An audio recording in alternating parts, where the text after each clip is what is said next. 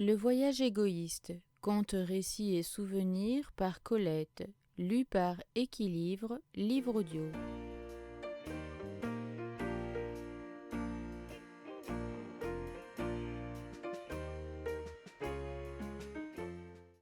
Quatre saisons. Printemps de demain. En janvier, la rose safranée grimpe aux poutrelles des pergolas monégasques, assaille le palmier niçois, se hausse vers la lumière, tourne son visage vers le soleil et déploie en un moment une corolle dont la couleur ambrée, carnée et le désordre parfumé sont inimitables. Voilà, dit cette annonciatrice hardie, voilà comment Paris portera la rose, dans 4 mois. Dès décembre, les premières robes blanches épanouies en bordure des gazons verts de la Riviera montrent quelque arrogance. Voyez cette taille, longue comme un jour de pluie, ce volant enfantin que l'on nomme plaisamment jupe, ce tuyau d'étoffe, sans inflexion ni ceinture, et ce chapeau dépourvu de bords qui ne protège ni le teint ni les yeux. Voilà ce dont Paris va s'enjouer, le printemps venu. Nous sommes blanches ici, mais Paris nous verra bigarrées. Nous ressemblons aux maquettes que les créateurs de modèles, les dessinateurs de costumes des grandes revues livrent en blanc. C'est bien le cas de le dire, à la fantaisie des coloristes.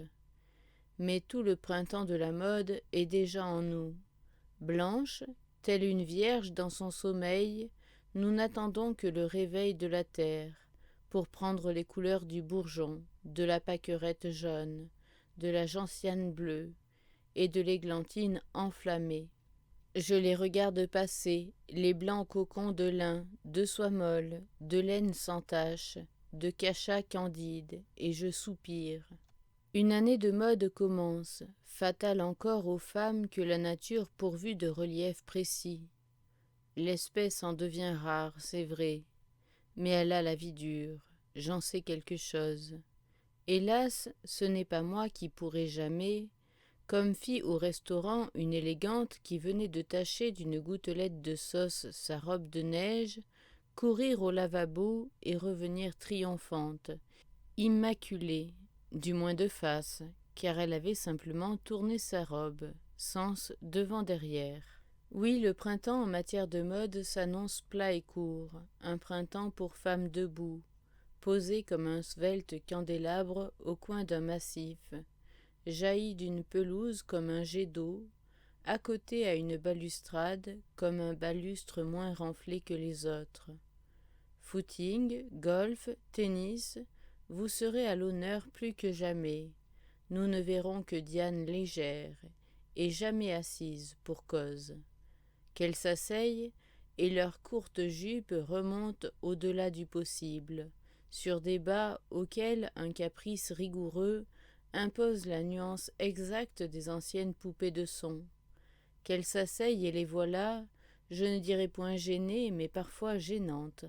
Cependant, la plupart sont pures d'arrière-pensée, accoutumées à leur nudité partielle, paisibles autant que nos enfants demi-nus, et elles ne baissent ni l'ourlet de leurs jupes, ni leurs paupières. Autrefois, une femme montrait sa jambe parce que la jambe était jolie. Elle la cachait pour le même motif. Aujourd'hui, la jambe prolonge, achève avec indifférence l'arrangement vestimentaire. Au-dessous de 30 cm de jupe visible, le couturier exige 30 cm visibles de jambes. Rien de plus, rien de moins. Il ne vous demande pas, femme, votre avis, et peu importe que ces 30 derniers centimètres soient bâtons, fuseaux, piliers, montés sur bateau, sur pied de biche ou sur tartine insipide. Court, plat, géométrique, quadrangulaire, le vêtement féminin s'établit sur des gabarits qui dépendent du parallélogramme. Et 1925 ne saluera pas le retour de la mode à courbes suaves, du sein arrogant, de la savoureuse hanche. Un aventureux couturier apporte en France une demi-douzaine de mannequins américains, qui ne vont point arranger vos affaires, double ponette française, latine Rabelais, dure à la fatigue, rebelle à la maladie. Cette escouade d'archanges va d'un vol chaste que nulle chair ne retarde, entraîner la mode vers une ligne toujours plus svelte, vers un vêtement encore simplifié dans sa construction, taillé d'un seul coup de ciseau, dans une matière magnifique. Le temps n'est peut-être pas très loin où la grande couture, créatrice d'une sorte d'indigence fastueuse, s'effrayera de son œuvre. Elle fait la part belle à toute main capable de prélever, sur 2 zones de tissu, un rectangle double, percé de 2 manches, sur lequel le brodeur, le tisseur, voire le peintre, s'évertue après. Chaque fois que la couture a créé un type rigoureux et si proche de l'uniforme que seule la couleur, l'arabesque, la consistance y interviennent en manière d'insigne, elle a résigné à la légère une partie importante de ses prérogatives.